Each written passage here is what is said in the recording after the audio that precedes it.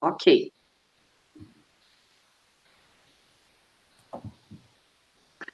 Boa noite a todos. É com uma imensa satisfação que nós estamos participando na noite de hoje da nossa live da Semana Acadêmica do curso de Agronomia do CESURG Sarandi, aonde nós contamos com a participação hoje da doutora Carol Vespe Gutierrez, da CCGL Tech de Cruz Alta.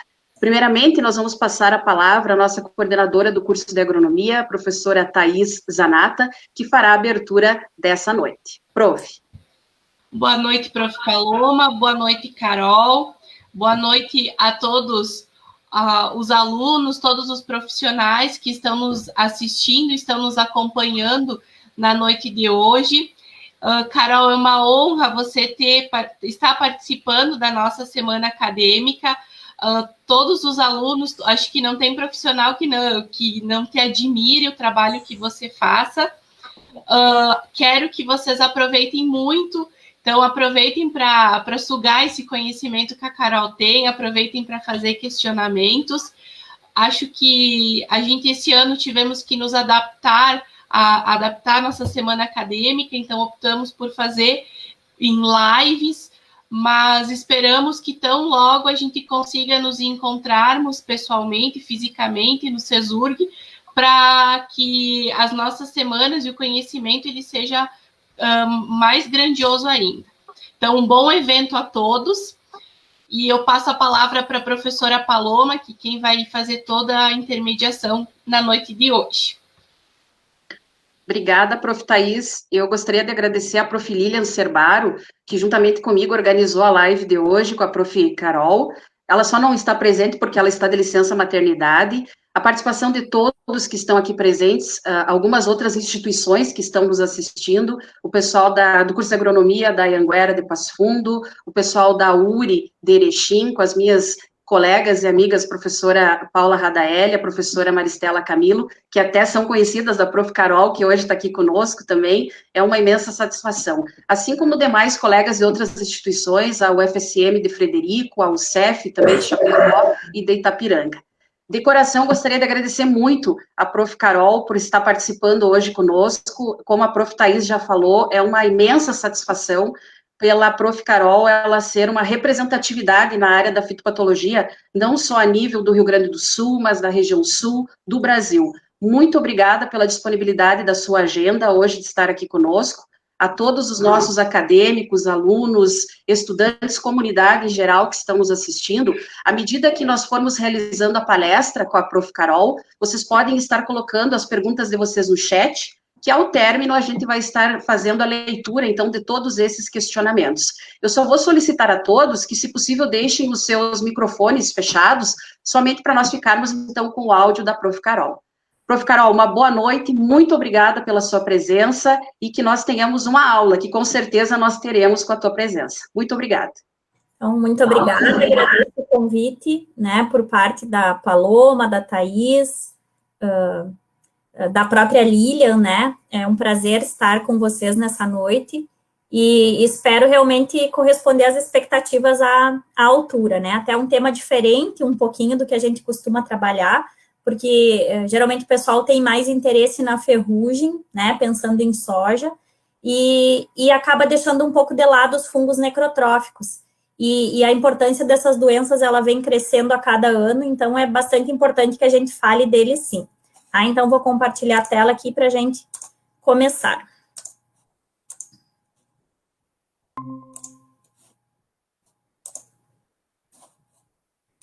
Tudo certo? Enxergando a minha tela aí? Tudo ok. Então, tá. Pessoal, então hoje o nosso papo, né, sobre a importância do manejo de fungos necrotróficos. Eu vou comentar um pouquinho sobre todas as culturas, então soja, trigo e milho, né, vocês vão vendo que a gente vai alternando aí entre as culturas.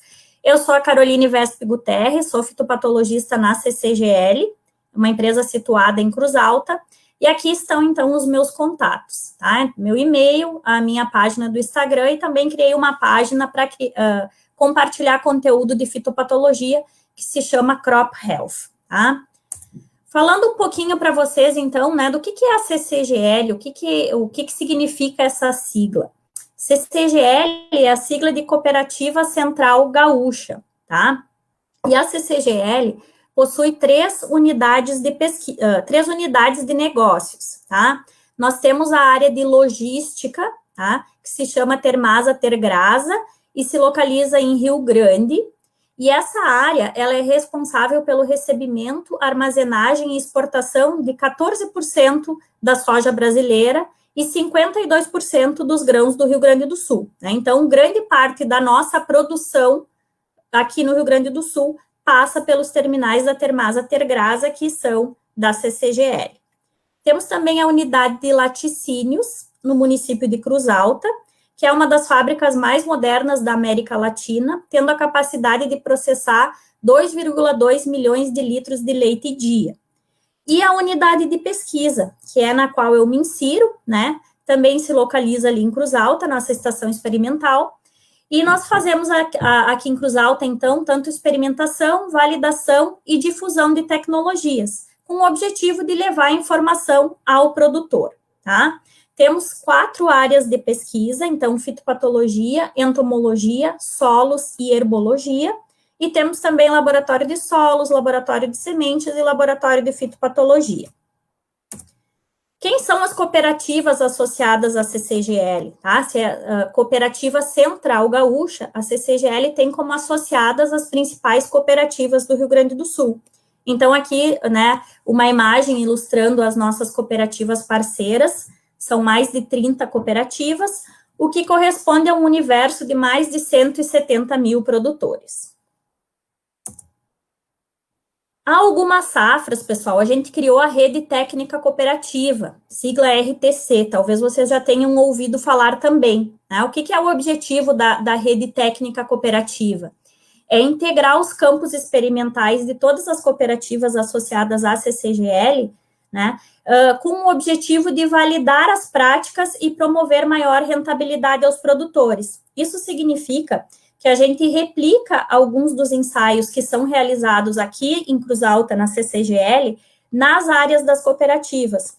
Isso é importante para o produtor, por quê? Porque ele vai conseguir ter uma informação, né, correspondente ao seu ambiente, à sua condição de ambiente. Vocês sabem que isso varia, né, de um local para outro. Então, em Cruz Alta, a gente tem uma condição, de repente, aí em Sarandi, nós vamos ter outra condição, e assim por diante, nas diferentes regiões do estado. Por isso, essa rede técnica ela é bastante importante, porque ela ajuda a criar dados mais robustos e mais confiáveis, e a aplicação desse resultado é realmente, né, com foco no ambiente do produtor.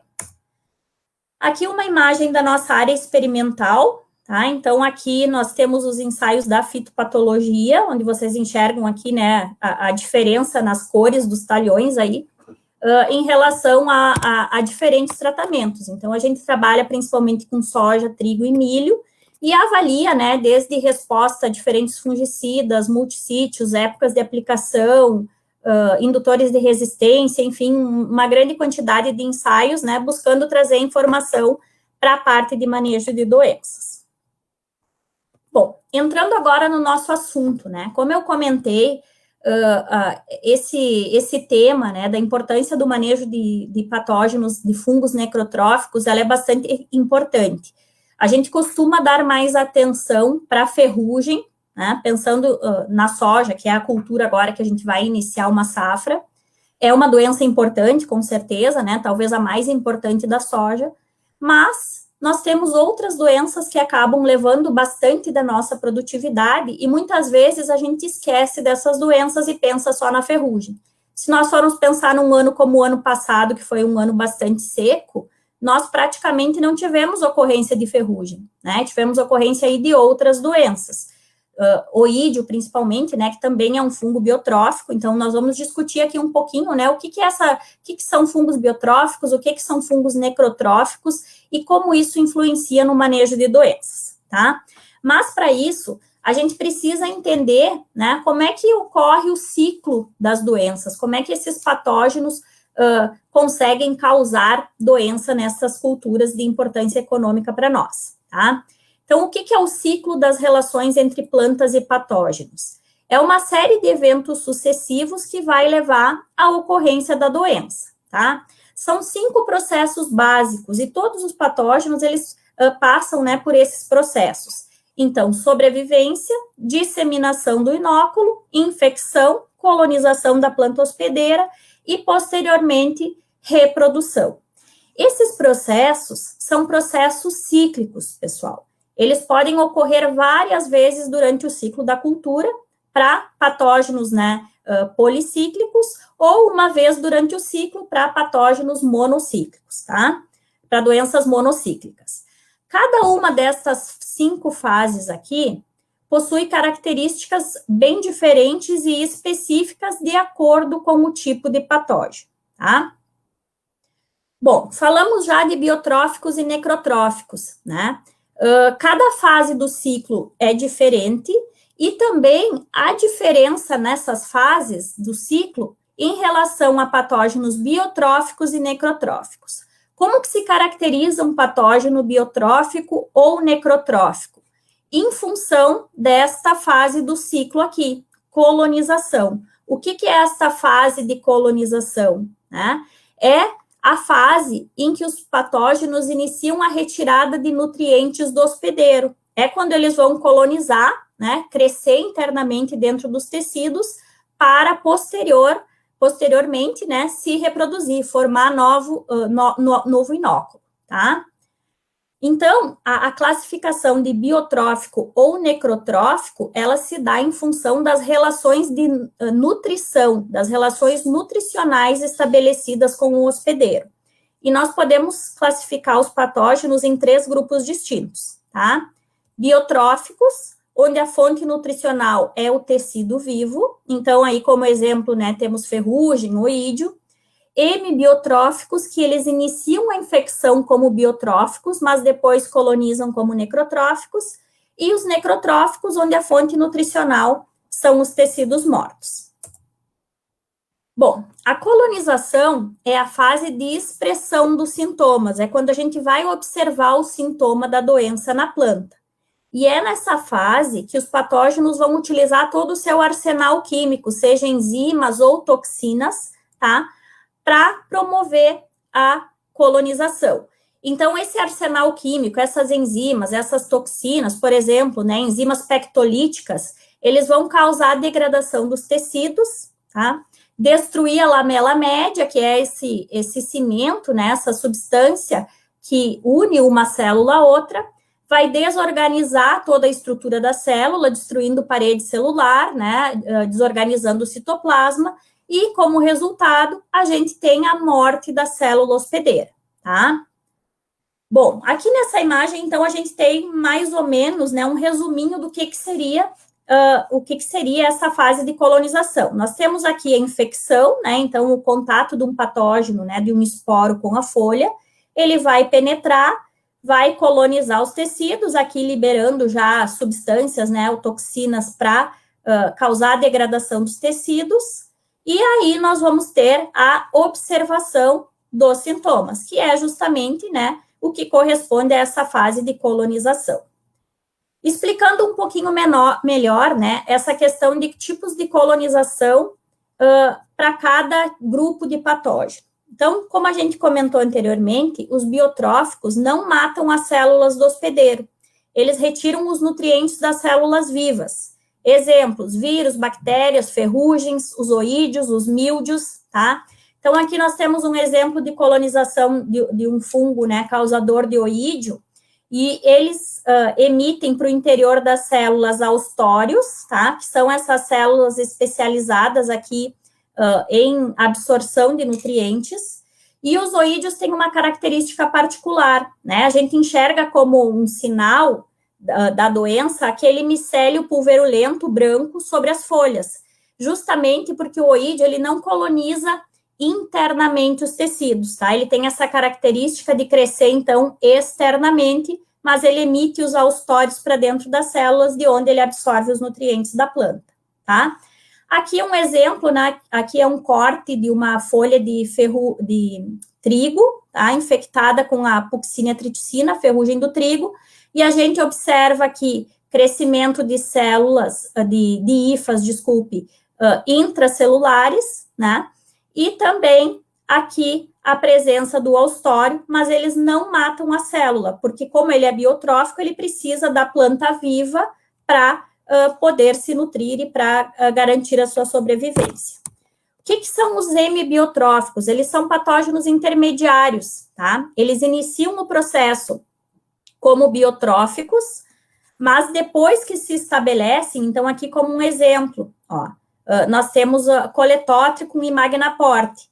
Então, o processo se inicia como biotrófico, só que após a formação dessa vesícula, tá, vão ser formadas hifas secundárias, e essas hifas aqui vão matar o tecido, então, a partir daí, ele coloniza como um necrotrófico. Por isso que, na maioria das vezes, esses fungos também são chamados de necrotróficos. E os necrotróficos, né, que são, então, o foco aqui da nossa conversa, eles matam um hospedeiro antes da invasão. E aí eles extraem os nutrientes das células mortas através de atividade saprofítica.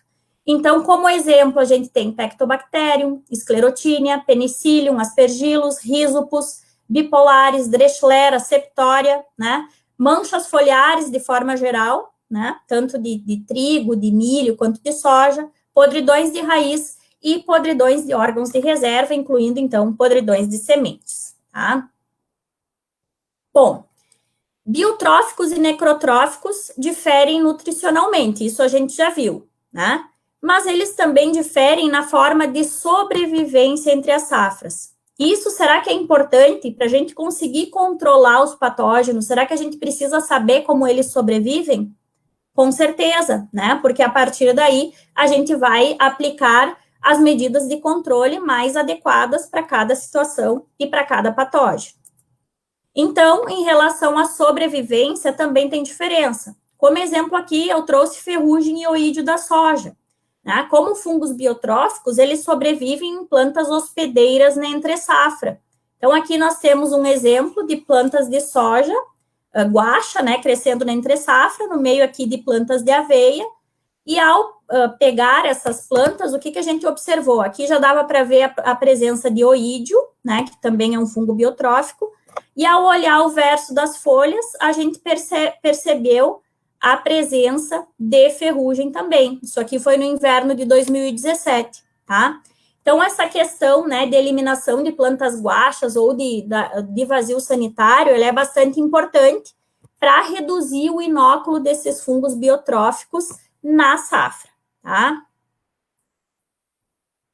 Em relação aos necrotróficos, nós temos algumas formas de sobrevivência de uma safra para outra. Primeira delas, via semente, tá? Então, aqui temos alguns exemplos, ó. Fumopsis, o fungo que causa a doença geográfica ou a seca da haste, tá? Macrofomina faseolina, que causa a podridão cinzenta de raiz de soja, aquela doença que é favorecida em anos mais secos. Cercóspora kikuchi, né, o crescimento de cercóspora, aquela doença de final de ciclo, que dá aquelas manchas arroxeadas na semente. Para trigo, aqui como exemplo, Bipolaris sorociniana, agente causal da mancha marrom, né, ou Dreschlera, agente causal da mancha amarela, todos sobrevivem via semente.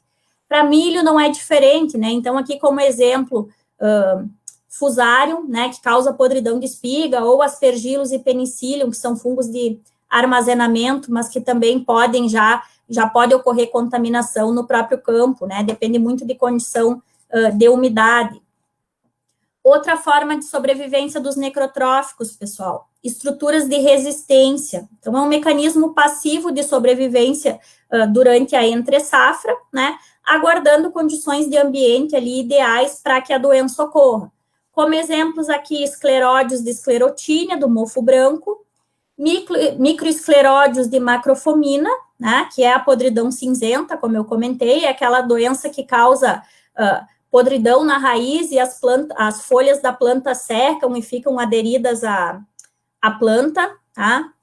Temos aqui também, pessoal, oósporos de Pythium e Phytophthora, também é uma forma de sobrevivência, tá? Ficam ali aguardando condição ideal para ter presença tanto de planta, né, quanto condição de ambiente para causar doença. Então, um exemplo recente, pessoal, da importância dessas estruturas de sobrevivência ocorreu na safra 18-19. todos vocês lembram, né, que foi uma safra que a gente teve bastante problema de morte de plântula, tá? Principalmente naquelas semeaduras da segunda quinzena de outubro e primeira quinzena de novembro. Por quê? Porque a precipitação foi muito alta e nós tínhamos também associado temperatura mais baixa do solo. Isso fez com que em diversos locais do Rio Grande do Sul a gente tenha tido necessidade de ressemeadura, tá? Então, aqui foi feita uma pesquisa com as cooperativas, essas cooperativas que eu comentei que são associadas à CCGL, e, de acordo com o tamanho aqui do círculo, né, são as áreas afetadas, as áreas que tiveram mais problema com morte de plantas, tá? Então, em média, 27% das áreas assistidas pelas cooperativas tiveram problema de tombamento. Vocês percebem ali pelo mapinha que em algumas regiões a gente teve problemas maiores do que outras regiões, né? Mas 20% em média dessa área, né, assistida por cooperativas, teve necessidade de ressemeadura em algum grau. Então, isso impactou bastante, acabou atrasando semeadura também, né? E quando a gente fez as análises, então, não só ali na CCGL, que a gente tem laboratório de fitopatologia, onde a gente recebe amostras para fazer diagnose, mas também outros laboratórios, né, a própria Carolina Deuner, da UPF, também fez um comunicado, né, em relação a esse problema. O que a gente identificou? Em mais de 80% das amostras recebidas, a presença de Phytophthora ou de Pythium, mas principalmente Phytophthora, tá? E como que a gente identificava isso? Então, ao observar essas plântulas, né, recebia essas plântulas com tombamento no laboratório, fazia um corte dos tecidos, coloria e observava em microscópio e se observava, né, a presença de oósporos de Phytophthora ou de Pythium, né, desses oomicetos, enfim. Outra forma de sobrevivência dos necrotróficos é nos restos culturais. Então, é um mecanismo ativo, né, em atividade saprofítica, também aguardando aí, né, a presença das plantas. Então, como exemplo aqui, a gente tem o ciclo de Fusarium moniliforme, que causa podridão de espigas. O fungo sobrevive nos restos culturais na entre-safra, né, em condições adequadas aí de desenvolvimento, produz macro e microconídeos, que vão ser transportados, né, do solo pelo ar e vão chegar, então, até os estigmas, né, e causar infecção, né, o que vai resultar também em podridão da espiga. Então, a gente pode citar como exemplo várias doenças, né, causadas por fungos necrotróficos e que sobrevivem na palhada. As manchas foliares dos cereais de inverno, né, então aqui eu trouxe como exemplo o ciclo da eumintosporiose da aveia, causada por pirenófora, tá? Então, aqui nós temos a foto de um colmo da aveia com pseudotécios, tá? E aí, o que a gente percebe, pessoal? Na palha da aveia, o fungo sobrevive de uma safra para outra. Quanto tempo vai, em média, para se degradar os restos culturais de aveia?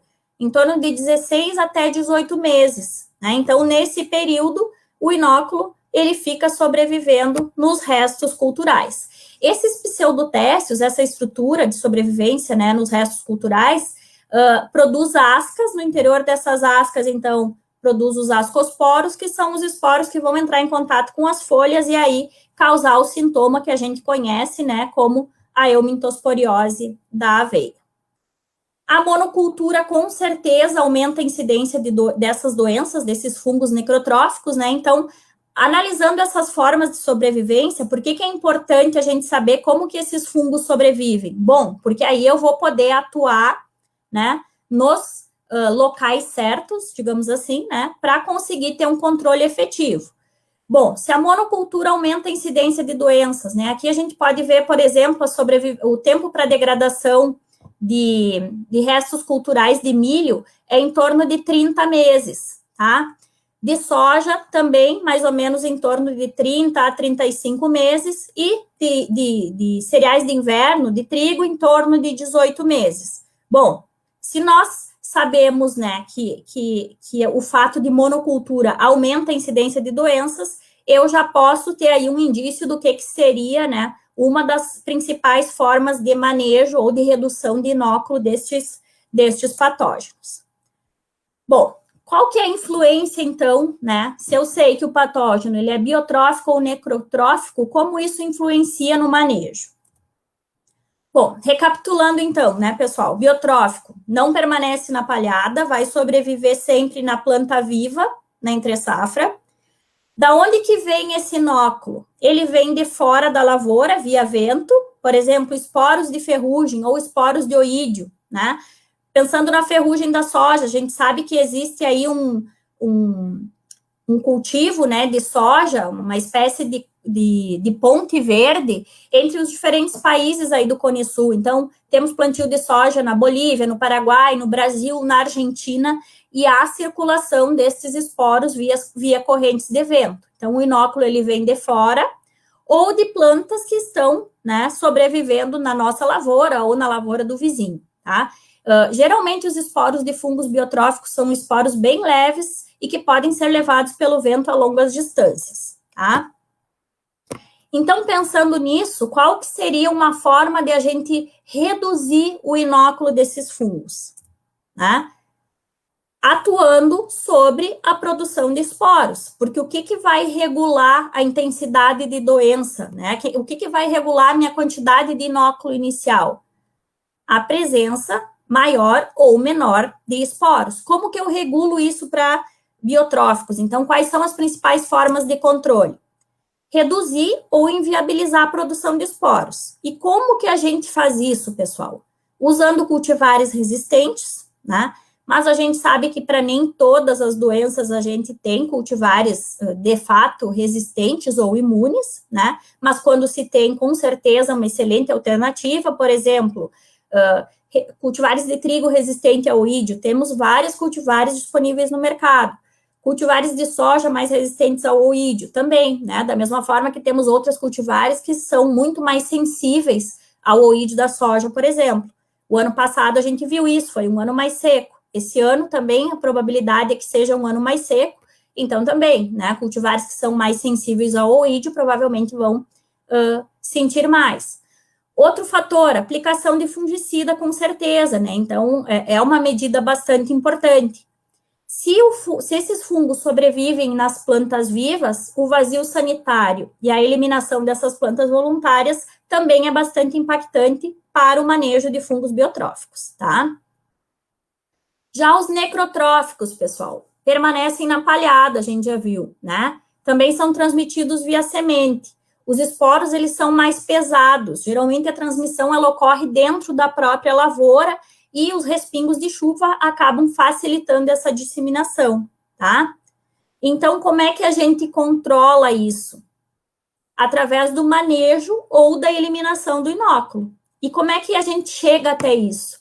Primeiro, através da rotação de culturas, né? Porque isso visa reduzir ou eliminar os restos culturais, que são uma forma de sobrevivência.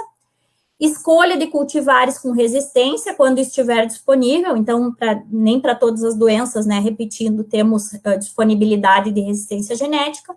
Tratamento de sementes e aplicação de fungicidas. Por que está esse antecipar pequenininho ali, né? Bom, a gente sabe, pessoal, que esses fungos, eles podem ser transmitidos tanto pela semente quanto pela palhada, né? Então, o inóculo, ele já vai estar bastante cedo em contato com a planta, por isso essa questão de antecipar as aplicações, tá? Aqui alguns exemplos de doenças de soja que são causadas por patógenos necrotróficos. Temos a cercosporiose, fusariose, tá? Podridão vermelha da raiz, aquela que causa folha carijó, que lembra uma fitotoxidez por fungicida, antracnose, mancha-alvo, septoriose, que geralmente é a primeira doença aí que ocorre na soja, cancro da haste, seca da haste, mofo branco, macrofomina e fitóftora, tá? Então, importantes doenças que são causadas por fungos necrotróficos. Em trigo, pessoal, mancha amarela, mancha marrom, giberela, tá? Podridões aqui de raiz, podridão comum das raízes, por exemplo, tá? Mal do pé. E em milho, manchas foliares, então aqui como exemplo, mancha de diplóide, ou mintosporiose, cercosporiose e as podridões de raiz, tá? Bom, como é que a gente pensa, então, em relação ao manejo? O manejo, ele está sempre ligado às boas práticas agrícolas. Como vocês viram, a gente não vai ter só a aplicação de fungicida resolvendo todos os problemas. E muitas vezes a gente coloca todas as fichas, né, toda a aposta do nosso controle de doenças no fungicida. Mas principalmente para patógenos necrotróficos, que é o tema, né, da nossa conversa de hoje, a gente precisa mais do que nunca, né, do manejo integrado, das boas práticas agrícolas. Então, vamos lá. Primeiro, rotação de culturas. Então, aqui nós temos um exemplo, né, do quanto a rotação ela é importante para reduzir a incidência de patógenos necrotróficos. Nós temos aqui um trabalho que foi feito em Passo Fundo, né, pelo professor Erley e o Casa, onde eles avaliaram a incidência de manchas foliares, relacionando, então, com monocultura, ou seja, trigo sobre trigo, rotação com um inverno sem trigo e rotação de 2 invernos sem trigo. O que ficou claro aqui, pessoal? O efeito impactante da rotação sobre incidência e, consequentemente, também, né, severidade de manchas foliares. Com um inverno de rotação já reduziu para mais da metade a incidência, com 2 invernos de rotação, praticamente aí quase que se zerou, né, o inóculo ali inicial presente nos restos culturais. Olha essa foto, pessoal. Essa imagem é do trigo Fundacep Horizonte, que foi um trigo que foi desenvolvido, né, pela CCGL na época da antiga Fundacep. Era um trigo bastante produtivo, mas extremamente suscetível a manchas, tá? Que até foi um dos motivos que ele acabou saindo do mercado. Mas vocês vejam o impacto da rotação de culturas nessa imagem. Nós temos aqui, né, eram 2 áreas muito próximas, sendo uma com rotação de culturas e outra sem rotação, e a foto foi tirada 14 dias depois da emergência. Olhem aqui na área com rotação, né, o trigo limpo, e na área sem rotação, com 14 dias aí, a plantinha já, né, cheia de mancha foliar, mesmo cultivar, né, simplesmente o efeito da rotação. Esse trabalho mais recente aqui, pessoal, feito na CCGL, em cima de Tebil Toruki, o que a gente avaliou aqui? Também a questão da rotação de culturas, tá? Então, a gente padronizou, aqui eu estou mostrando o rendimento, a produtividade em sacos por hectare sem aplicação de fungicida, tá? Então, aqui a aplicação na testemunha sem fungicida. Na área sem rotação, 48 sacos por hectare. Na área com rotação, 66 sacos por hectare. Uma diferença, pessoal, de 19 sacos somente em função da rotação de culturas. Eu não falei ainda de aplicação de fungicida. Quase 20 sacos só em função de ter ou não ter rotação, tá? Aqui nós tínhamos 4 anos de trigo sobre trigo. Bom, aí a gente testou também diferentes aplicações de fungicida, tá? Diferentes números e também iniciando em diferentes momentos, ou no final do perfilhamento, ou na elongação, tá? Então, no vegetativo, a gente utilizou esse fungicida e na flor, quando teve aplicação na flor, esse outro fungicida aqui. Padronizamos, tá? Não é recomendação usar sempre o mesmo fungicida, mas aqui foi para avaliar realmente o efeito da rotação, né, e o foco não era a diferença de fungicidas ou um programa de manejo. Então, aqui, pessoal, quando a gente trabalhou com 2 aplicações, ó, folha-bandeira e depois na floração, 59 sacos sem rotação, 73 com rotação, 14 sacos. 3 aplicações, iniciando mais tarde um pouco na elongação ou iniciando um pouquinho mais cedo no perfilhamento, uma diferença de 21 sacos em ambas as situações, comparando com e sem rotação, tá? 4 aplicações de fungicida, diferença de 10 sacos. Quando fomos para 5 aplicações de fungicida, diferença de 8 sacos. Vocês percebam que à medida que eu fui aumentando o número de aplicações, né, a diferença ela foi reduzindo um pouco. Mas nesse aumento do número de aplicações, eu tenho um aumento de custo também da minha lavoura, né? Então, isso cabe salientar. E outro fato que eu chamo a atenção é a maior produtividade alcançada na área sem rotação de culturas, tá? Com 5 aplicações, foi igual à produtividade sem fungicida na área com rotação, tá? Isso foi, então, para a safra de inverno 2018 com Tebiltoruk. Um resultado, então, bastante impactante, né? E que mostra a importância da rotação de culturas. E isso, obviamente, em função, né? Não mostrei aqui o controle de manchas, mas, obviamente, em função dessa presença maior ou menor de manchas. Quanto menos doença, muito mais fácil de eu controlar, né? As doenças e, consequentemente, também menor o impacto na produtividade. Aqui temos um exemplo também de um trabalho com milho, tá? Esse trabalho não foi realizado por nós, é um exemplo até de um professor lá do Paraná, mas, enfim, o que se avaliou aqui? Também severidade de doenças, né, relacionando a questão de rotação. Então, quando se trabalhou com milho, tanto na safra quanto na safrinha, eles observaram uma intensidade maior de manchas, né, tanto por bipolares quanto cercóspora no milho. Quando se trabalhou com soja, milho, reduziu um pouco a severidade de cercóspora, tá, mas não diferiu, e não diferiu também a severidade de mancha, de bipolares, mas quando se trabalhou num sistema milho, trigo, milho, já se observou uma diferença em relação à severidade de doenças, e o melhor foi, então, quando se trabalhou realmente num sistema de rotação, né, alternando soja no verão, trigo no inverno, e aí no outro verão, voltando com milho, conseguiu-se reduzir bastante a severidade de manchas. Como eu mostrei ali para a questão do trigo, tem um impacto dessa rotação na produtividade também, né? Então, não só de milho, quanto da própria soja, quando se entra nesse sistema de rotação. Então, aqui esse trabalho está mostrando, pessoal, a produtividade em toneladas por hectare de soja, tá? Quando se trabalha em rotação com milho. O que se observa aqui? Né? Uma produtividade menor, aqui em torno de 2,9 toneladas por hectare, quando se trabalha em sucessão de culturas, ou seja, sem rotação, mas quando se trabalhou em rotação, tá? Tanto de 1 ano, 2 anos ou 3 anos, se teve um incremento médio de 17% na produtividade de soja, tá? Em relação a trigo, também existe um benefício, né, nesse sistema de rotação, também há uma influência para o trigo? Sim, tá? Então, aqui esse trabalho está mostrando o quê, pessoal?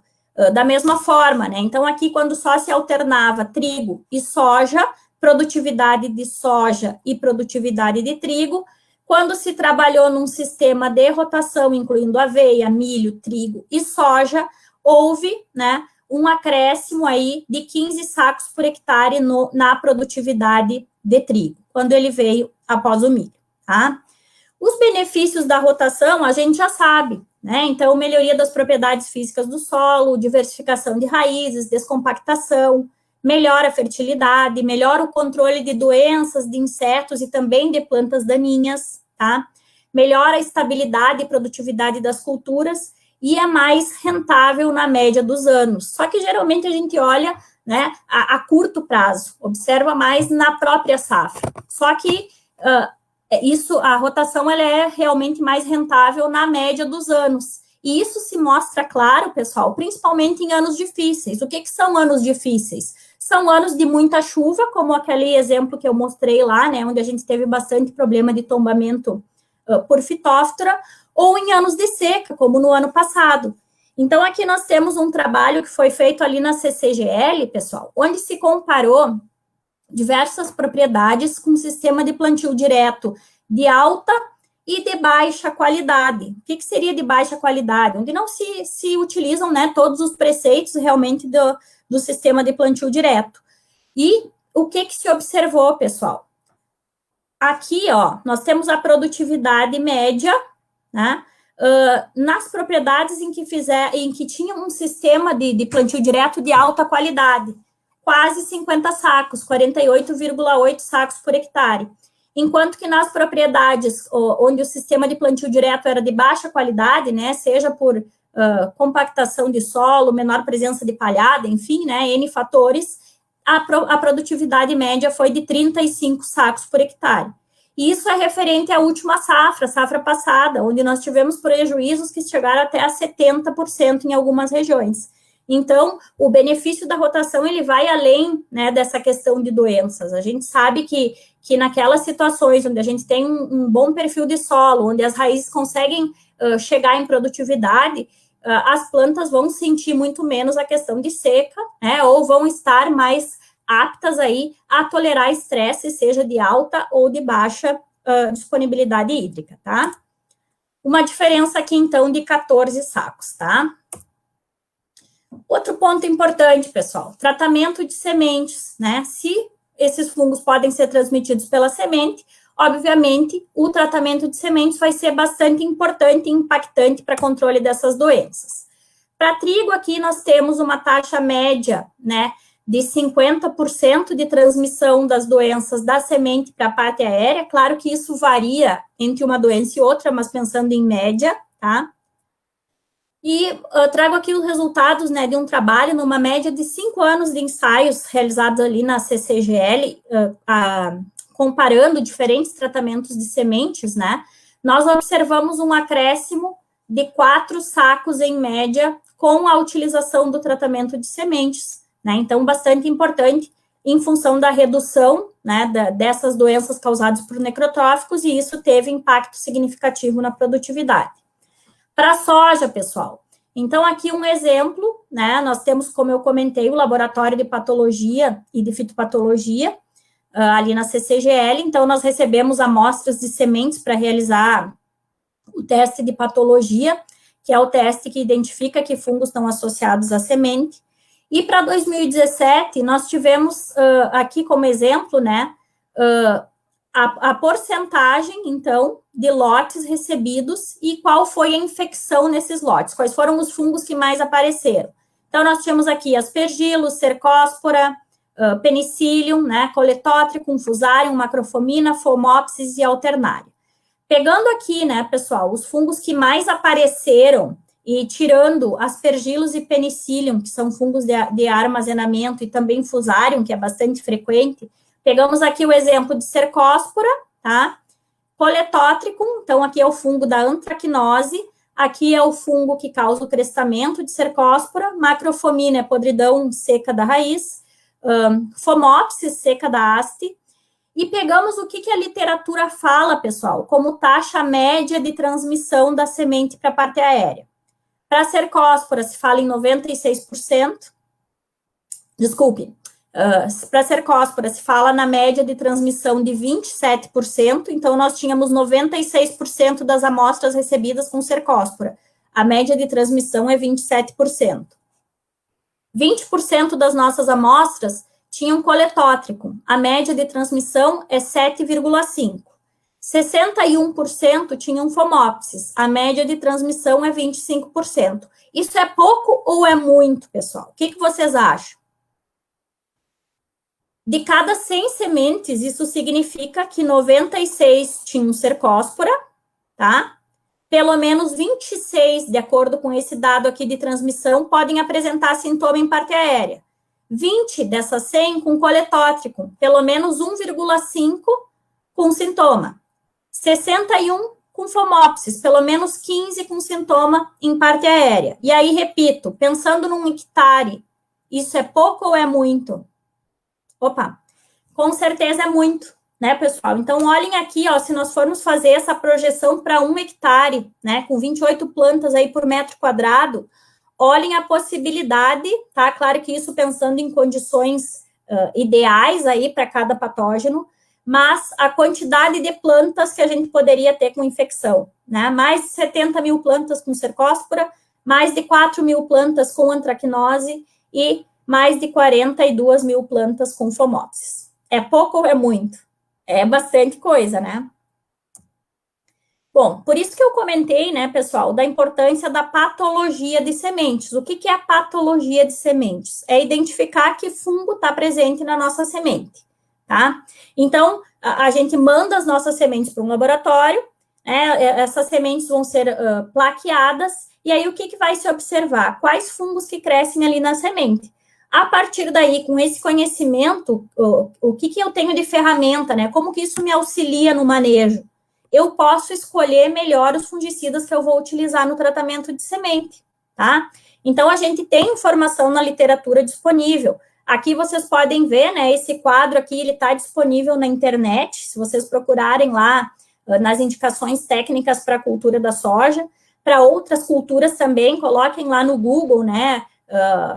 Melhores ingredientes ativos para controle de doenças de trigo, milho, enfim, né, transmitidas via semente, vocês encontram esse tipo de informação, tá? Então, o que está mostrando aqui, pessoal? Os diferentes patógenos de soja, tá? Então, temos aqui coletótricum, antracnose, cercóspora, tá?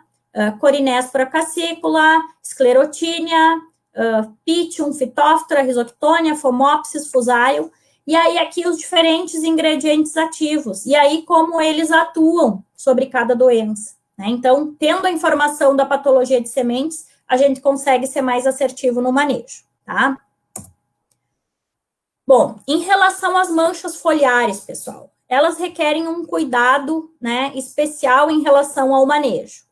São transmitidas na semente, vimos que temos maior incidência em áreas sem rotação, tá? E o momento do início do controle é importante, como eu comentei. Por quê? Porque elas podem vir via semente ou podem estar na palhada, tá? Em relação às manchas, pessoal, um componente da epidemia bastante importante é a expansão de lesão, tá? E os fungicidas, eles possuem um efeito menor sobre a expansão da lesão. O que é essa expansão da lesão? Né?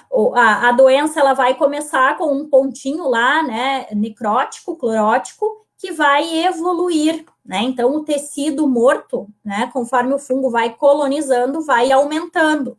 E a gente tem diferença nessa taxa de expansão entre diferentes cultivares. Então, aqui é um trabalho que foi realizado na UPF, né, pela Camila Hanzi, e o que ela comparou nesse caso aqui, né, da imagem que eu estou mostrando? 2 cultivares, o Horizonte, que é aquele que eu mostrei as imagens lá 14 dias após a semeadura, que é um cultivar bastante sensível, com o Campeiro.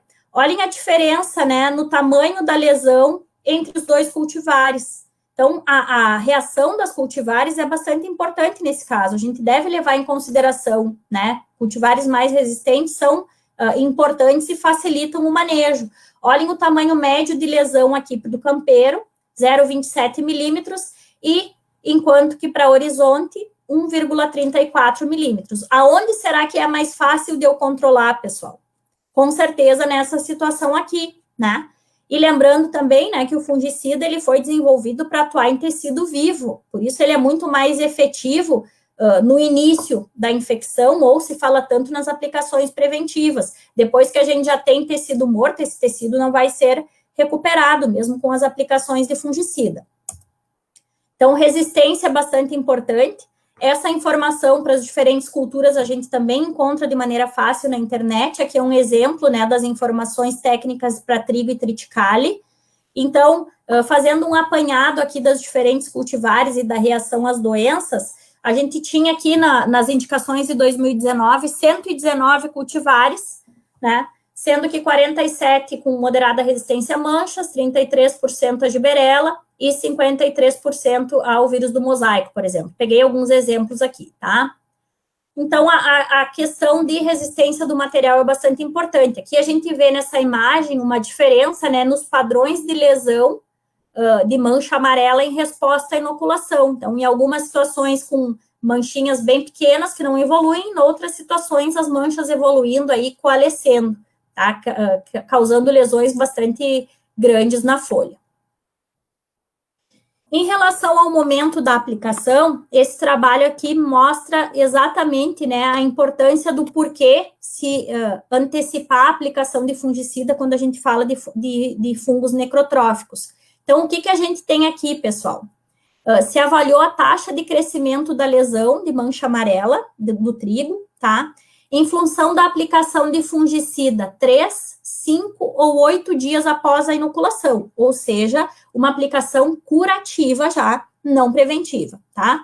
já tinha ocorrido a inoculação, já tinha ocorrido a infecção.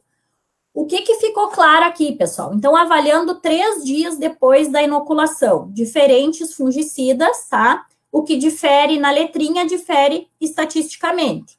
Então, praticamente todos os fungicidas testados, quando foram aplicados 3 dias após a inoculação, e os primeiros sintomas, eles começaram a ser observados mais ou menos 3 dias após a inoculação, praticamente todos eles controlaram, né, a expansão de lesão, reduziram o tamanho da lesão em relação a onde não se fez a aplicação de fungicida.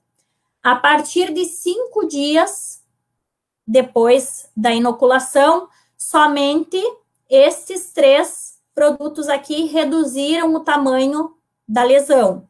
8 dias depois da inoculação, pessoal, não teve diferença significativa entre os produtos. Então, isso deixa claro que o momento da aplicação é bastante importante. Por isso, né, repito, se fala tanto em aplicação preventiva ou aos primeiros sintomas da doença, tá?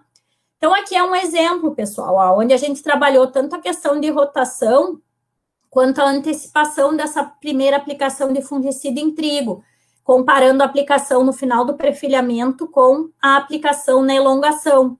E o que a gente observou? Que na situação onde se antecipou a aplicação, então aqui a aplicação iniciada no perfilhamento, mesmo o número de aplicações comparando aqui com a aplicação iniciada na elongação, nós tivemos uma diferença de 2 sacos. Mas reforço, né, o que foi mais impactante? A questão da rotação, né, com ou sem rotação. Então, o fungicida, o momento foi importante, sim, mas a rotação teve um impacto bem maior nessa produtividade, tá?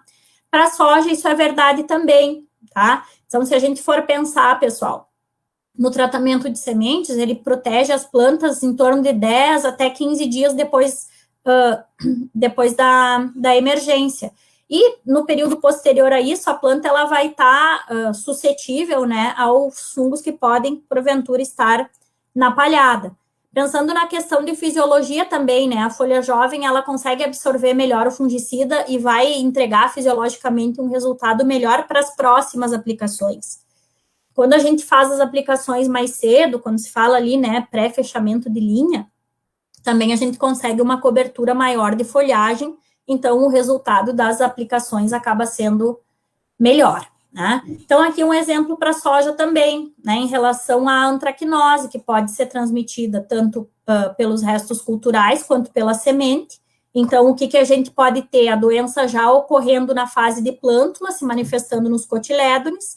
À medida que o ciclo da cultura vai ocorrendo, o inóculo ele vai aumentando, e a doença que pode permanecer latente até determinada fase do ciclo e se manifestar no florescimento, a partir do florescimento, né, vai demonstrar, então, sintomas, tanto como essa queda, esse estrangulamento do pecíolo, né, sintomas nas vagens, nas hastes, mas pode também já ocorrer no vegetativo se as condições, principalmente aí de umidade, temperatura entre 18 e 25 graus forem contempladas, tá? Então, hoje em dia se fala muito nessa aplicação, que uns chamam de aplicação zero para soja, ou aplicação da capina, que ocorre mais ou menos uns 30 dias depois da emergência. E o objetivo dessa aplicação, pessoal, é principalmente, sim, controlar fungos necrotróficos, tá? Que, repetindo, né, podem estar na semente ou na palhada. Em alguns anos, essa aplicação pode ser efetiva para ferrugem também? Sim, em anos que a ferrugem chega mais cedo, essa aplicação também pode ajudar para ferrugem, mas ela é bastante importante, principalmente para fungos necrotróficos, tá? E para o ídio também, em alguns anos, onde pode já ocorrer no vegetativo.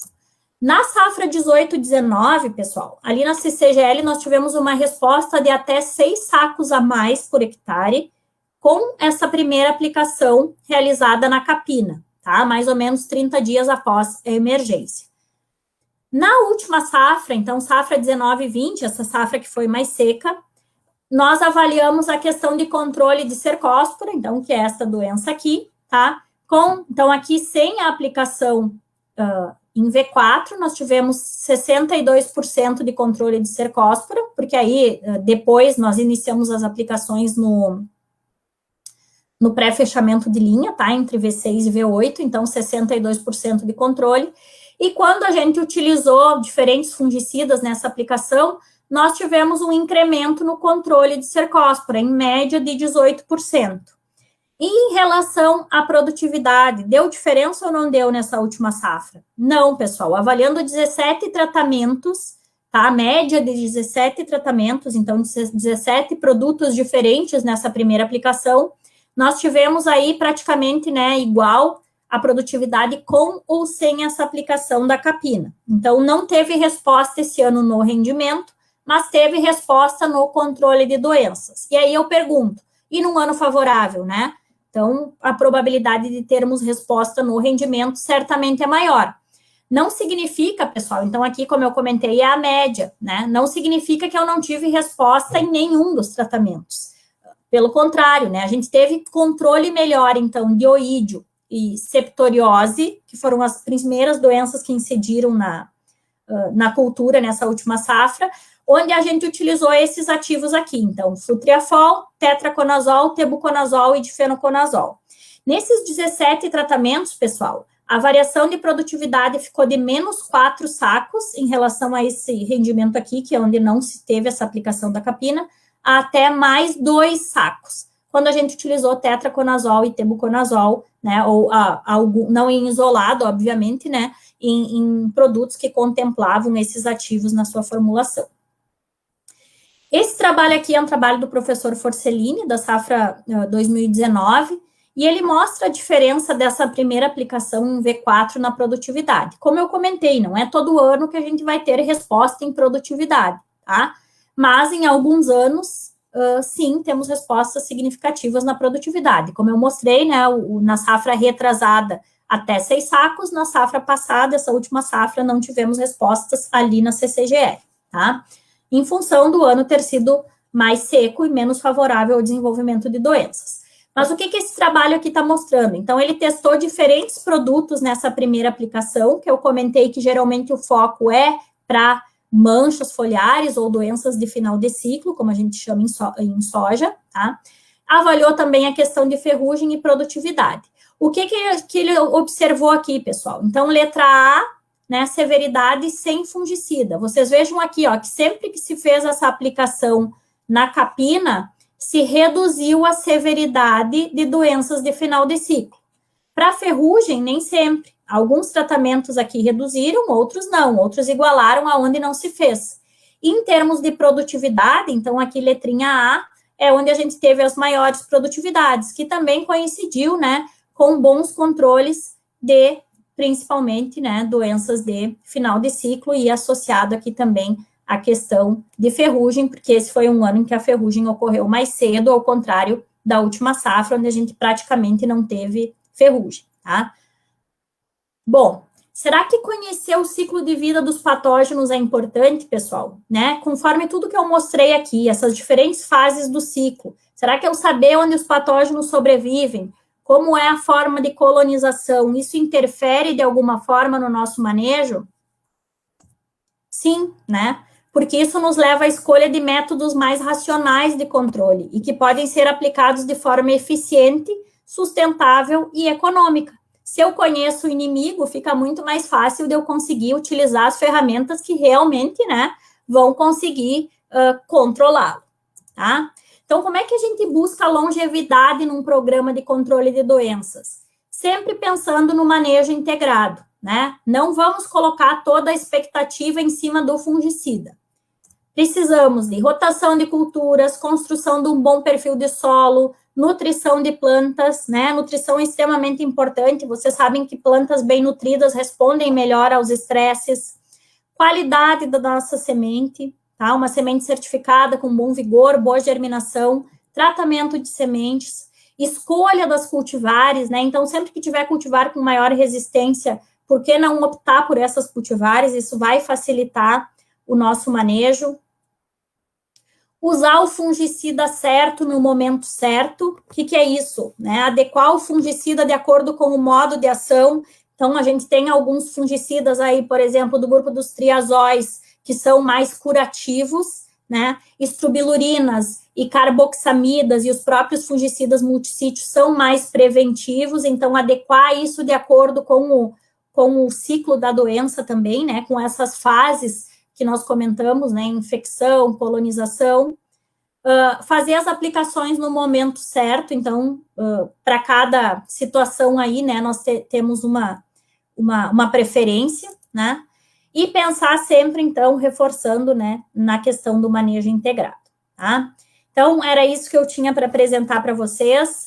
O tema é bem amplo, mas tentei de forma que resumir, né, agradeço a atenção e deixo à disposição, inclusive, convidando, né, para alunos que tiverem interesse. A gente está agora com restrição de estágios em função da pandemia, mas assim que tudo voltar ao normal, convidamos os alunos, né, para que tenham interesse de estagiar conosco na CCGL, que nos procurem, né, estamos de portas abertas aí para recebê-los, tá? Muito obrigada, então, pela atenção, e agora imagino que a gente tenha um tempinho para perguntas.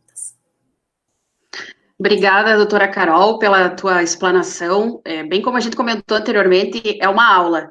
A gente assiste, relembra, vê, sempre está aprendendo um pouco a mais.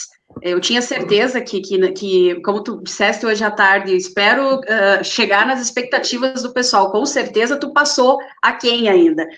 Bem como eu disse, é uma aula que a gente vai estar trocando aqui, ouvindo, participando, analisando, que tu deste aqui para nós. Pessoal, a partir desse momento, nós vamos abrir, então, para a explanação. Se vocês quiserem colocar algum questionamento para a doutora Caroline, por favor, fiquem à vontade, que nós vamos estar repassando para a doutora Caroline. Mas o tema, bem como a prof. Caroline comentou conosco, claro que, falando em questão de soja, todas as partes de doenças, principalmente ferrugem asiática, a gente sabe o quanto é importante. Mas a gente muito vem ressaltando nas aulas a questão a respeito, por exemplo, das podridões radiculares, que cada vez mais a gente vem observando nas lavouras que tem aumentado. Isso a gente comenta, a gente discute muito.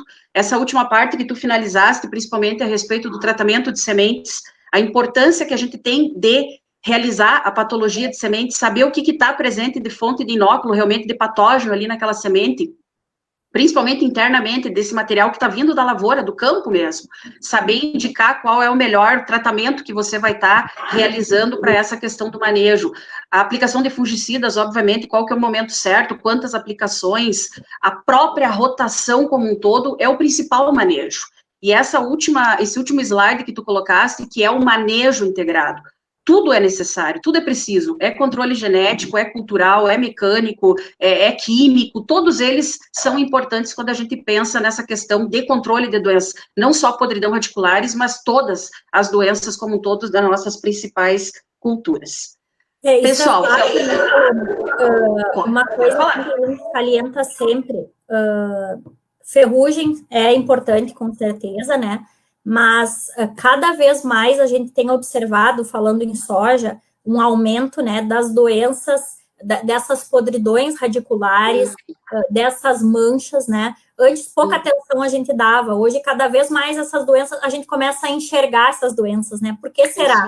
Né? Então, a tendência é que elas venham aumentando. E aí, se a gente parar para pensar, bom, como é que está sendo o nosso manejo? Que atenção que a gente está dando para a qualidade das sementes, né? A gente faz rotação de culturas? Não faz. Então, hoje, quando a gente fala, né, muitas vezes a gente fala em rotação de culturas, vamos ser bem, né, diretos, assim, às vezes o produtor salta longe, né?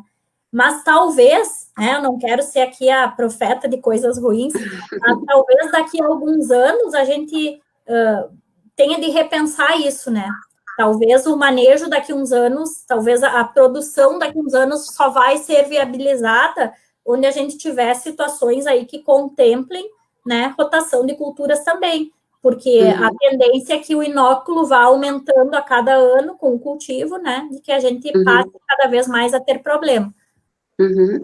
Uma causa que a gente vem observando muito, até tem a ver com uma pergunta agora que eu já vou te passar, é a ocorrência da macrofomina, né? Como tem aumentado de safra para safra nas áreas que a gente vem observando. E isso tem a ver com a pergunta que o Álvaro, ali da Anhanguera de Passo Fundo, ele está perguntando. Em relação à macrofomina, com as condições climáticas que estamos enfrentando hoje no estado, estiagem, temperaturas altas, é possível que a doença se manifeste ainda no estágio vegetativo na cultura da soja? Geralmente a doença só se manifesta no estágio reprodutivo. Se sim, o que pode ser feito? Álvaro, a tua pergunta é bem interessante, né? A macrofomina, como eu mostrei ali, ela pode ser transmitida via semente. Então, sim, em alguns anos ela pode, inclusive, dar podridão de plantas também, tá? Então, já matar a plântula naquela fase bem inicial. Geralmente, por que a gente vê, por que os problemas de podridões de raiz, eles estão mais associados com um período reprodutivo, tá? Porque é o período em que a planta começa a gastar mais energia, né? Ela vai naquela relação fonte-dreno, é quando ela vai realmente começar a deslocar energia para a produção, para encher grão, para a produtividade, para formar flor, depois para formar a vagem e encher essa vagem de grãos. Né? Então, por isso que geralmente nessa fase a gente costuma ver mais os sintomas, seja de macrofomina, seja de fusarium ou de outras podridões. O que cabe a gente deixar aqui, né, Álvaro, como mensagem? Para essas podridões de raiz, todas as medidas que a gente toma para minimizar a ocorrência, geralmente elas são pré-safra, tá? Então, pensando na safra, não teria, assim, um produto que eu pudesse te dizer, infelizmente, né? Se nós fizermos a aplicação desse produto, ou enfim, né, isso vai reduzir a possibilidade de ocorrência de estresse por macrofomina. Muitas vezes esse fungo ele já penetrou muito cedo nos tecidos, e aí os fungos necrotróficos eles têm essa característica, né, de muitas vezes causarem infecções latentes, que é permanecer de forma latente, ou seja, a gente não enxerga, né, até determinada fase da cultura. Então, realmente, assim, reforço, né, as medidas para esses patógenos de solo, muito além de qualquer coisa imediata que a gente possa fazer, é a construção, né, do nosso solo, principalmente como um todo. Então, trabalhando questão de perfil de solo, compactação, principalmente, né, a questão de porosidade do solo, enfim, né, e a própria rotação de culturas. Isso, ao longo dos anos, certamente ajuda a reduzir essa incidência. A gente sabe que macrofomina é um fungo que está presente nos solos, né, e a cada ano mais, é um fungo habitante natural dos solos, que antes não era patógeno e passou a ser patógeno, né, em função da monocultura com soja. Então, eu te diria assim, tudo que a gente possa fazer para melhorar o nosso solo, seja em termos de nutrição, quantidade de palha, né, descompactação, isso ajuda, né, obviamente que o ambiente vai influenciar bastante, mas ajuda que as plantas consigam resistir mais, né, do que comparadas a situações onde a gente não tem esses componentes aí. Então, tá bom, Carol. A gente tem mais uma pergunta aqui do Vinícius Sartori, aqui da Anhanguera, também de Passo Fundo. Ele pede assim, essa aplicação fúngica na capina, na safra 2020-21 na soja, qual seria a doença que devíamos ter mais atenção e sugestão de princípio ativo a ser utilizado? Essa pergunta é interessante também, todas são, né, na verdade. O que a gente tem que pensar, pessoal, para essa safra, tá? Não só na aplicação da capina, porque, como eu mostrei, se for um ano realmente talvez muito seco, daqui a pouco essa aplicação não vai responder em produtividade. Mas o que é bastante importante que a gente leve em consideração nas aplicações, nas primeiras aplicações de soja agora? Qual é a probabilidade de termos de doenças, né? Então, a gente tem coletora de esporos ali na CCGL, a gente tem coletado esporos de ferrugem, tá? Mas que a presença em si de esporos, ela não vai ser, não tem uma ligação exatamente direta com a ocorrência de doença. A gente precisa, né, lembrem do triângulo da doença. Então, planta suscetível, ambiente favorável, né, e o patógeno. Então, temos aí disponibilidade de inóculo, ok, tá? Mas o ambiente precisa estar favorável. Então, se for muito seco, a ferrugem, a chuva ela é importante para a dispersão do inóculo, para aumento da severidade, não tanto para infecção de ferrugem, por exemplo, 6 horas de molhamento que o próprio orvalho já garantem a infecção. Mas se for um ano realmente mais seco, com que doenças a gente vai ter que se preocupar mais nessas primeiras aplicações? Oídio, certamente. Oídio é um dos poucos fungos que não precisa de água livre na folha, né, para que ocorra a infecção. Então, certamente oídio. E as manchas, que esse inóculo a gente sabe que já está ali, né, independente, então, ou via semente ou palhada. Pensando em princípios, então, né, seja para essa aplicação da capina ou para as primeiras aplicações, o que eu te diria? Princípios que controlem bem, né, oídio e manchas, principalmente, porque se a ferrugem talvez chegue um pouco mais tarde, se realmente não voltar a chover, ou talvez, né, chegue em baixa intensidade, como na safra passada, que a gente teve severidade muito baixa de ferrugem. Então, né, poderia citar para oídio, tebuconazol, tetraconazol, flutriafol, né, pensando em manchas também, de fenoconazol, né, então esses princípios, assim, são alguns dos exemplos que a gente poderia citar, né, propiconazol. Então, existem bastante opções aí, né, que a gente pode trabalhar, pensando produtos que tenham um espectro para controle de oídio e para controle de manchas. E para salientar o quanto é importante essa primeira aplicação e esse foco, o ano passado, nos ensaios onde a gente variou a primeira aplicação, a gente teve diferença de 4 até 12 sacos por hectare, só mudando que produto foi na primeira aplicação do pré-fechamento, aquela ali entre V6 e V8. Por quê? Porque alguns produtos pegavam mais ou menos o oídio, principalmente, né, que foi a doença que mais incidiu na cultura. Uhum. Muito bem, a gente tem mais uma pergunta aqui, Carol, do Oswaldo Júnior, que se formou agora no técnico em agropecuária ali da Iprocar.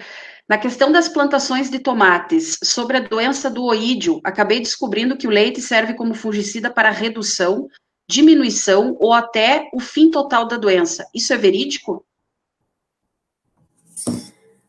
Olha, Oswaldo, eu particularmente nunca testei, né, a questão do leite para controle de oídio, mas o que eu te diria? Existe, né, nessa linha de agricultura mais orgânica, algumas alternativas aí, algumas medidas que a gente vê difundidas para controle de doenças. Então, tem a questão do leite, né, tem questão de outras substâncias também, né, seja cebola, alho, enfim, existem diversas receitas para controle de doenças.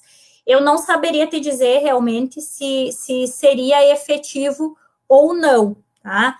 Mas dependendo da fonte que tu observou isso, né, se é um dado, assim, confiável e tal, pode ser sim que reduza a severidade. O que eu te diria, dentro do que eu conheço, né, em relação ao manejo, talvez possa, sim, auxiliar a reduzir essa infecção de oídio, mas talvez apenas o leite por si só não vai ser capaz de reduzir tanto essa severidade quanto se você utilizasse um produto químico, por exemplo, né? Então, o que teria que avaliar? Bom, se a gente tem lá um pé de tomate, né, no quintal, ou talvez uma floreira em casa, ali plantou uns tomatinhos, ao invés de usar um fungicida, talvez eu possa, sim, recorrer a né, a um leite, a alguma outra receita mais caseira ou mais orgânica, digamos assim. Mas pensando em cultivo em larga escala, né, seja numa estufa ou numa área maior, aí realmente acredito que só o leite não vai ter um controle como um químico. Agora, se for um manejo orgânico, aí sim, poderia se utilizar, né, de outras medidas também, como uma calda bordaleza, enfim, né, mas aí adequado a cada situação. Uhum. Muito bem. A gente tem uma pergunta da nossa colega, Prof. Maristela Camilo, lá da URI de Erechim. Prof. Carol, você acredita que o tratamento de sementes feito na propriedade rural deixa a desejar na eficiência? Seria melhor o tratamento de sementes ser obrigatoriamente realizado na indústria? Em relação ao manejo integrado de plantas daninhas, de doenças, enfim, na tua opinião, por que os produtores continuam adotando a calendarização de aplicações de agroquímicos? Onde estão as maiores dificuldades de se colocar em prática o controle de doenças? Maristela, então, já aproveito para agradecer, né, aí a audiência da Maristela e da Paula, que são amigas aí de longa data. Agradeço a participação de vocês, os alunos de vocês. Maristela, eu penso assim, não existe uma receita de bolo, né? O que a gente tem hoje, o tratamento que o produtor faz e o tratamento, né, o TSI. Temos algumas vantagens em relação ao TSI, temos sim inúmeras vantagens, né? A questão veria, assim, principalmente redução do risco para o produtor, né, no próprio manejo ali da semente para realizar o tratamento de semente. Questão de cobertura, né, quando a gente compara o TSI com a semente tratada na propriedade, a questão de cobertura realmente ela é bastante diferenciada entre uma situação e outra, mas eu te diria assim, não dá para condenar a aplicação que o produtor, o tratamento que o produtor faz na lavoura. Eu acho que se bem feito, né, qualquer um dos dois, ele pode ter uma boa efetividade. Por exemplo, né, se nós pensarmos o que seria uma única desvantagem que eu vejo no TSI, senão eu te diria assim, se puder optar pelo TSI, sempre melhor, tá? Mas não condenando quem faz na propriedade, né, longe disso. Qual a desvantagem que eu vejo no TSI? A questão de escolher os ativos, né? Então, como aquela semente ela já vem tratada, né? Dificilmente a gente vai conseguir, se eu faço uma patologia de sementes, por exemplo, né? A vantagem de quando eu faço o tratamento na propriedade seria essa, né? Na patologia de sementes eu vou conseguir escolher os ativos conforme os fungos que eu tenho presentes na minha semente, tá? E no TSI vem aquele tratamento pronto ali, que geralmente, obviamente, é um tratamento que acaba tendo um espectro bastante grande. Então, eu veria só essa desvantagem. Mas ambos, ambos, né, se o tratamento na propriedade for bem feito, com certeza ele também vai ser bastante efetivo e vai agregar, né, tanto em produtividade quanto rentabilidade, que é o que o produtor quer.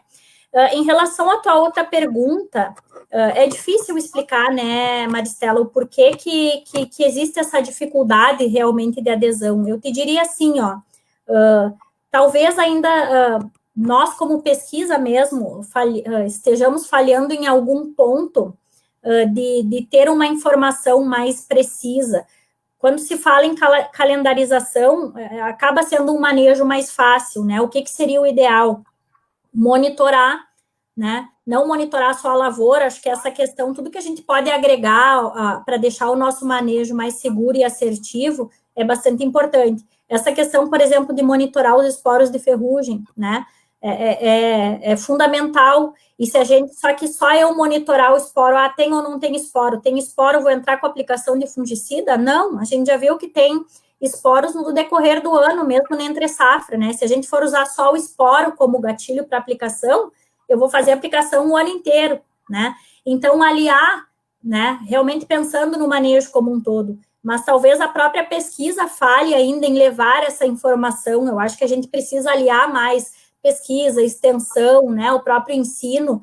Se cada vez mais a gente conseguir ter isso interligado e fazendo essa informação chegar para o produtor, muito mais a gente vai conseguir realmente, de fato, né, utilizar o manejo integrado como um todo. Então, por exemplo, né, se nós conseguir ter uma informação de aliar a presença de esporo de ferrugem, comparando isso com condições de ambiente, né, onde a gente tenha já um histórico aí de dados de vários anos de clima, onde, se eu tenho tal temperatura e eu tenho tal precipitação ou tal disponibilidade de água e tenho esporo, bom, a probabilidade de que eu vá ter ferrugem, ela é bastante grande, ou acima de 60%. Então, a partir daí, então, né, posso disparar as minhas aplicações de fungicida. Só calendarizar, ele tem o problema, né, de que muitas vezes a gente pode fazer uma aplicação desnecessária, porque se não tiver condição de ambiente, não vai ter doença, né? Agora, o monitoramento, ele precisa ser bem feito, porque se eu entrar atrasado, se eu vou lá de vez em quando na minha lavoura, aí o estrago pode ser bastante grande, né? Então, acho que a segurança da calendarização para o produtor, muitas vezes, acaba facilitando e compensando, né? Até porque a soja é uma cultura que ainda paga bem, né? Então, muitas vezes até os erros, eles se diluem no valor da própria cultura, né? Prof. Carol, o Luciano, nosso acadêmico aqui do CESURG, ele pergunta, qual fungicida que teve melhor resultado na primeira aplicação? A gente não teve só um fungicida, a gente teve mais de um fungicida. O que eu reforço, assim, ó, até para não falar, né, de produto A ou B, mas foram mais de um produto, por exemplo. Produtos que tiveram espectro para controle de mancha e de oídio, né? Então, reforço, produtos com maior espectro. Quando a gente trabalhou com reforço, quem foi o reforço que mais agrega, o que vem agregando mais nessas primeiras aplicações? A gente sabe que também tem diferença entre os multissítios, né? Por exemplo, no ano mais seco, a utilização do mancozeb é muito interessante, até porque ele reduz a questão de fitotoxidez. Só que a gente sabe também, comparando a eficiência aí dos multissítios, né, pegando clorotalonil, oxicloreto de cobre e mancozeb, para oídio, por exemplo, eles têm diferença no controle, ou para manchas, né, então mancozeb vai muito bem para ferrugem, mas já fica um pouco aquém no controle de oídio do que o clorotalonil e o oxicloreto. Então, o que a gente pode jogar nesse sentido, né? Produtos que têm maior espectro de controle nas primeiras aplicações. Então, pensando em reforço, a gente tem tido resultados bem legais, bem interessantes aí nas últimas safras, quando a gente usa reforço de clorotalonil nas primeiras aplicações, tá? Então, pensando em primeira e segunda, e depois, até porque ali a partir do reprodutivo a planta também sente mais, comentei aquela questão da fisiologia, reforçando com o mancozeb, que é geralmente também depois quando a ferrugem aperta mais, né, e fisiologicamente para a planta também contribui. Então, nas primeiras, ou um oxicloreto ou um clorotalonil, e depois trabalhar com o mancozeb. Cuidado do oxicloreto, né, quando se faz, por exemplo, se for utilizar naquela aplicação da capina, aí já não entraria fungicidas com cobre, em função de geralmente entrar junto com o glifosato, né, e a questão de alteração de pH de cauda, enfim. Mas fora isso, né, também é bem interessante para a questão de controle de oídio e manchas. Então, para não falar em termos de produto, temos vários, né? Vamos lembrar aí dos ativos, né? Então, como eu comentei, né, produtos com tebuconazol, produtos com propiconazol, com epoxiconazol, né? Então, são produtos que são bastante interessantes para essas primeiras aplicações. Ok, prof. A gente tem um comentário aqui do Jean, que é nosso aluno também aqui do CESURG. O segredo seria saber o histórico das áreas com pragas e doenças, se porventura ocorrerem, e ver se a empresa que fornece o tratamento de sementes tem mais de uma opção, só respondendo aquele teu questionamento junto com a Maristela. É, isso aí mesmo. Né? Então, o produtor que tem esse histórico, com certeza ele pode aí dizer, bom, ó, na minha área, o ano passado, eu tive bastante morte de plantas por fitóftora ou por fusário, enfim, né, e a partir daí, então, se sabe que tem inóculo na safra, perfeito, né, pode direcionar para qual tratamento de sementes utilizar, ótimo. Uhum. Carol, a gente está observando aqui se tem mais algumas perguntas, a gente está cuidando aqui à medida que ela está entrando, mas eu gostaria só de ressaltar contigo ali naquela hora que tu falaste, agora no finalzinho, a respeito, por exemplo, de estágios. Nós estamos com a nossa primeira turma de formandos agora do curso de agronomia, que sai para estágio em janeiro. Há possibilidade agora, ou ainda não, de se conseguir fazer esse contato a respeito de estágios em função da pandemia? Por enquanto, ainda, a Paloma, a gente está com isso em stand-by, né? A orientação ainda é não, até em função, né, de evitar aglomerações, enfim, né, porque a gente já tem um número grande de funcionários, principalmente em função da fábrica de leite, né? Então, no momento, os estágios, eles realmente estão paralisados, né?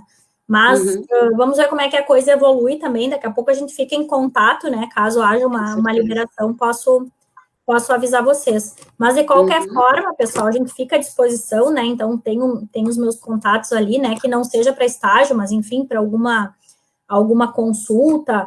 E daqui a pouco, até dependendo de qual região vocês são e se são associados a alguma das cooperativas que tem acesso a CCGL, vocês têm acesso a toda essa informação, né? Então, até aquela pergunta ali, acho que foi o Luciano que fez, né? Quais produtos, né? Então, a gente sempre manda essas informações para as cooperativas ou apresenta isso na forma de webinars, enfim, né? E esse dado as cooperativas têm. Até, como eu acabei não respondendo diretamente a tua pergunta, ficou gravado também, esses dias a gente teve uma live com a Unicruz, tá? E tá na página da área experimental da Unicruz, e aí eu foquei mais na questão de soja e mostrei primeira aplicação, enfim, quais produtos variou em cada aplicação, segunda aplicação. Então, se tu quiser ter uma ideia melhor, né, de quais produtos para cada aplicação, lá a gente focou mais nessa questão de produtos também, tá? Carol, a gente tem mais uma pergunta aqui. Nem todos os produtores, do César Royer, nem todos os produtores optam por realizar a avaliação da sanidade de sementes. Na sua opinião, não seria melhor ser um procedimento obrigatório? Seria nas condições ideais, né, César, que fosse. Acho que seria bastante importante que sim, né? Mas, assim, se a gente for ver, né, que a gente tem toda uma problemática ainda de se usar semente sem certificação e outros pontos, então, acho que ainda não chegamos nesse nível, né? Outra dificuldade que se tem é que, infelizmente, com exceção de mofo, por exemplo, né, não se tem uma regra, uma legislação onde a gente possa se basear, né, por exemplo, assim, eu posso aceitar um lote com infecção de até tantos % de cercóspora, a partir daí já seria demais, né, ou a partir dessa quantidade eu tenho que fazer ou não fazer a aplicação de um tratamento de sementes. Infelizmente, ainda temos muito que evoluir nessa questão, né, de qualidade da nossa semente, mas certamente dentro de uma situação ideal seria bastante importante que sim, que sempre a gente fizesse, né, seria muito mais assertivo. Na questão do TSI, acho que, né, não quero que pareça que eu não sou a favor do TSI, pelo contrário, né, com certeza tem inúmeras vantagens em relação ao tratamento feito na fazenda, e geralmente ele tem um espectro bastante interessante, então muitas vezes até combinar diferentes tratamentos, diferentes ativos, né, a presença de benzimidazóis, por exemplo, é bastante importante para essa questão de fungos necrotróficos, né. Então, dependendo do que a gente tem na semente, eu vou escolher um ativo ou outro. Muito bem. Prof. Carol, primeiramente, eu gostaria muito de agradecer a tua presença, a tua disponibilidade. A gente sabe da tua agenda, que é bem corrida, e mesmo assim tu conseguiste dar um jeitinho de conseguir estar hoje à noite aqui conosco na nossa semana acadêmica. Eu gostaria de agradecer imensamente ao pessoal da CCGL Tech, também por ter cedido a tua presença aqui. Eu sou natural de Cruz Alta, na época que eu fiz a minha faculdade, eu fiz muito estágio, na época que era Fundacep ainda, professor Mário Bianchi, e todo aquele pessoal na época que trabalhava lá, e quando tu falasse na parte dos estágios, acabei me lembrando. Fico muito feliz de saber que tu está ali na CCGL, vem desenvolvendo um excelente trabalho, como eu disse, o teu nome é nome de referência que a gente tem hoje no Rio Grande do Sul, na região sul e no Brasil. Com certeza, a tendência é só cada vez mais melhorar e aumentar esse sucesso que você tem hoje em dia como pesquisadora aí da CCGL. Muito obrigada de coração pela tua participação, nós tivemos uma aula, não foi uma palestra, foi um bate-papo, foi uma aula, que eu tenho plena certeza que todos que acompanharam gostaram e muito. Pode ter certeza a respeito disso. E logo que, se Deus quiser, que a gente passe aí por esse processo de pandemia, nós vamos, com certeza, te receber com o maior prazer na nossa instituição, de forma que nós possamos ter esse bate-papo presencialmente e também transmitido, obviamente, para todas as partes aí que hoje nós conseguimos, de forma remota, estar repassando para todo mundo poder acompanhar a tua palestra. Então, tá, agradeço o convite aí, né, foi um prazer participar com vocês, espero que tenha sido produtivo. Muito obrigada pela atenção de vocês, uma boa noite e uma boa safra para todos, né? Tomara que a chuva venha. Com certeza. Obrigada a todos, pessoal, uma boa noite e com certeza nós nos encontraremos mais ainda. Abração, Carol, abração a todos que participaram do evento. Boa noite a todos. Boa noite.